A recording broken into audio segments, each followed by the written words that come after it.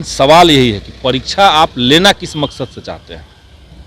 परीक्षा अगर आपको ये लगता था कि मामूली सी परीक्षा हम डिपार्टमेंटल ले लेंगे, उसी विषय का सवाल पूछ लेंगे, तो ये अच्छी बात थी। लेकिन सरकार का जो पूरा एंगल है वो ये नहीं है। उन्होंने 3 विकल्प का जो दे दिया अनिवार्यता कि फॉर्म भरते समय आपको 3 विकल्प देना पड़ेगा। अब आप समझिए कि जो शिक्षक किसी एक जगह पे सेटल हो चुके हैं, 2 साल में वो रिटायर हो जाएंगे, और शिक्षक का जो पद होता है वो सरकार खुद ही स्वीकार कर रही है कि ये अस्थानांतरणीय होता है, इसमें ट्रांसफ़र नहीं होता है। तो जो शिक्षक कहीं सेटल हैं, उनका परिवार सेटल है, अब आप कह रहे कि 3 जिलों का विकल्प दीजिए, आपको हम कहीं फेंक देंगे, ये तो गड़बड़ है ना। तो इसके चलते बहुत सारे शिक्षक नाखुश हैं सक्षमता परीक्षा। नमस्कार, देख रहे हैं आप सिटी पोस्ट लाइव और मैं हूं आपके साथ पूजा शर्मा। बिहार में नियोजित शिक्षकों की सक्षमता परीक्षा ली जा रही है। कहा गया था कि यह परीक्षा एक मामूली परीक्षा होगी, लेकिन शिक्षकों का कहना है कि इस परीक्षा में काफी कठिन सवाल किए गए थे। बीपीएससी से भी कठिन सवाल इसमें किए गए थे। अब इसको लेकर भाकपा माले विधायक संदीप सौरभ की प्रतिक्रिया सामने आई है। इससे पूरे मामले को लेकर मुख्यमंत्री नीतीश कुमार पर निशाना साधते हुए क्या कुछ कहते हुए नजर आ रहे हैं, पहले आप वो सुने। उन्होंने तो बात की, तो सरकार का कहना है कि मामूली परीक्षा ले रहे हैं।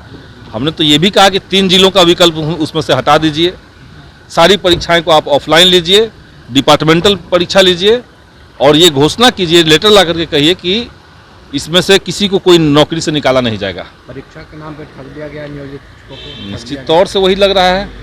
तो नियोजित शिक्षकों के साथ जो उनका संगठन है, उनके साथ बैठ करके हम लोग बात करेंगे और आगे की रणनीति बनाएंगे। संदीप जी, एक सवाल है कि अब संगठनों में ही मतभेद देखने। देखिए, अब परीक्षा के लिए आपत्ति सच मायने में देखिए तो बड़े हिस्से को नहीं है, लेकिन सवाल यही है कि परीक्षा आप लेना किस मकसद से चाहते हैं।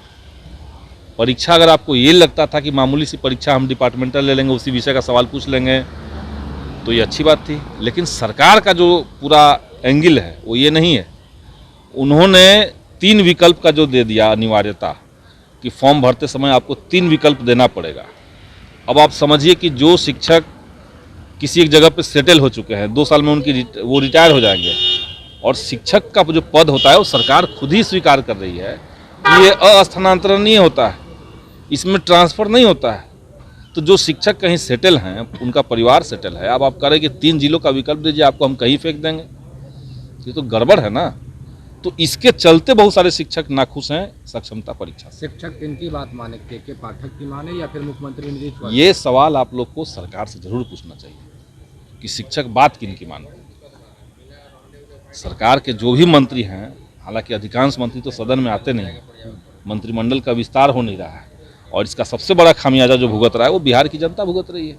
उनको पता नहीं कि हमारे विभाग का असली मंत्री कौन है। सब प्रभारी मंत्री से काम चल रहा है। एक जो है मंत्री वो 8-8, 10-10 मंत्री बने हुए हैं, और इतने समय से चल रहा है, तो इनको तो मंत्रिमंडल का तुरंत विस्तार भी करना चाहिए, लेकिन वो भी रुका हुआ है। अब एसीएस के पाठक अब जो कॉलेज के वीसी होते हैं उनके से बैठे, उनको हीरो बनने का चस्का लगा हुआ है, और जो उनके विभाग की सीमा है उसको वो नहीं समझ पा रहे हैं। जैसे आप देखिए, हम लोगों ने मांग उठाई थी विधानसभा के अंदर, मैंने एक क्वेश्चन डाला था कि ये जो बिना टेंडर का आपने आउटसोर्सिंग एजेंसियों को ठेका दिया है, तो इसको किस नियम से आपने जायज़ ठहराया, किस नियम से आपने ये किया है। सवाल स्वीकृत है, लेकिन जवाब नहीं आ रहा है।